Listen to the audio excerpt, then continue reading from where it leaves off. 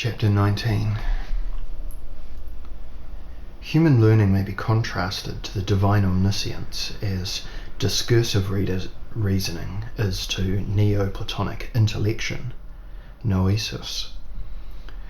The first is a sort of dialectic which uses classifying, division and collection and strives for rational quote-unquote scientific knowledge.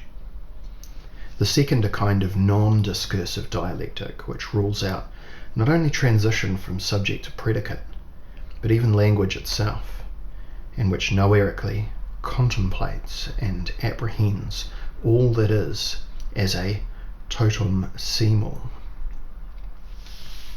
This noesis is something more than the type of rational or intellectual activity capable of producing coherent texts, systems and interpretations, because it implies the soul's identity or affinity with ta noeta, the forms. Such identity at the level of nous may be designated as salvation, achieved either by the unity of soul and intellect, or by, quote, the reflection in the logical soul of noesis in the form of enoei, end quote. That is, in the form of illuminating thoughts and mystical insights.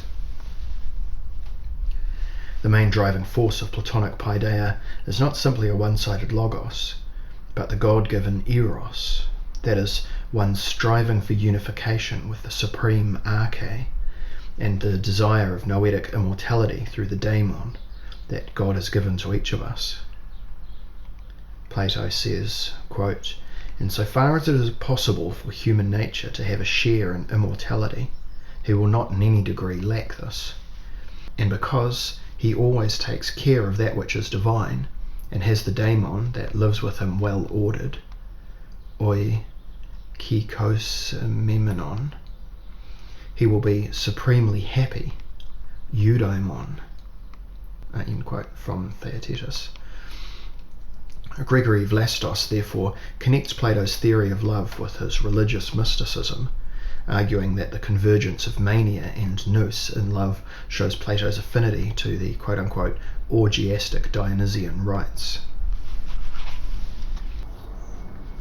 Since the embodied soul is quote-unquote dismembered and quote-unquote scattered like Osiris, its recollection, restoration and ascent to the one by means of nous is related to the soul's going, quote, out of its mind drunk with nectar, end quote, as Plotinus would say. That is, out of its discursive logismos. Therefore, Shaw concludes that rational thinking for Plato, quote, has a purely cathartic function, end quote, because the soul's purification and the subsequent restoration of its lost divinity, quote, was the way of Platonic paideia, and while a well-exercised skill in rational analysis was necessary to strip the soul of false beliefs, it could never awaken it to its innate dignity, end quote. This teaching of philosophical catharsis as a way of release from the wheel of rebirth and entry to everlasting noetic bliss, the privilege of ruling the whole cosmos with the gods, moving in the bark of Ra or following the chariot of Zeus, is based on, quote, a religious doctrine which Plato took over from Orpheus or Pythagoreans, a doctrine of sin, purgatory, reincarnation and eventual purification, end quote, according to David Bostock. Therefore the Platonic learning itinerary follows the eternal standards, paradigmata, established in divine reality, and consequently associates the ideal of contemplating, theorian, with that of serving or caring for, therapoian, the divinity. Since God is the measure of all things and the standard for justice, to become like God for Plato means to become just, holy, hosioites, and wise, for he says, quote, and that is why we should also try to escape from here to there as quickly as we can. To escape is to become like God so far as it is possible.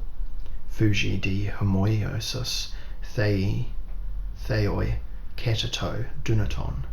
And to become God is to become just and holy together with wisdom.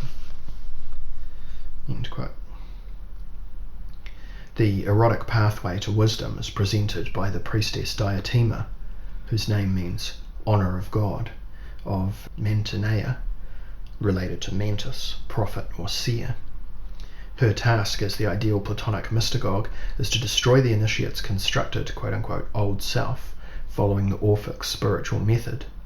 Quote, no ideology could survive Diotima's scrutiny, end quote. As Rapper observes, quote, mind and body arise together as mutually conditioned constructions. Self-identity ebbs away in a flow of memory, while consciousness disappears without a trace of its previous contents, end quote. The lover of wisdom in his upward movement hopes to participate in the absolute beauty, metakai ekeanu tu kalu, and not simply arrive at a quote-unquote clear definition by using division, diaresis, and collection, synagogy, in the manner of a priest dissecting a sacrificial animal, hoion hieraion. The soul of the dialectician is able to quote-unquote see the truth only when it reaches the quote-unquote limit of the intelligible. However, the dialectical procedure of exhaustive classification carried out by tortuous division, collection and definition is viewed as a divinely revealed path, hodos, that is, as a, quote, gift from the gods to men, end quote. According to Plato, one can never gain knowledge, episteme, not merely opinion, by simply reasoning about something, because one needs to be quote-unquote enamoured by the quote-unquote godly method. In short, one needs some kind of inducement in order to turn the eye of the soul upward toward the final revelation of the beautiful and the good. Kenneth Sire argues that the philosophical goal to be achieved cannot be reached simply by taking certain steps in that direction, because the Platonic methodos has nothing to do with, quote, a routine procedure for cranking out certain results like the method of long division in arithmetic, end quote. He explains, the Greek term methodos comes from hodos, way, plus meta, in the sense of according to, so that a metahodos, methodos, literally is a way or a path that one might pursue to a given goal. Plato's term dialektiki, after all, is a derivative of the term dialegomai, meaning to converse with another person, and the manner of conversation in question is one in which the master philosopher directs the steps of the relative neophyte.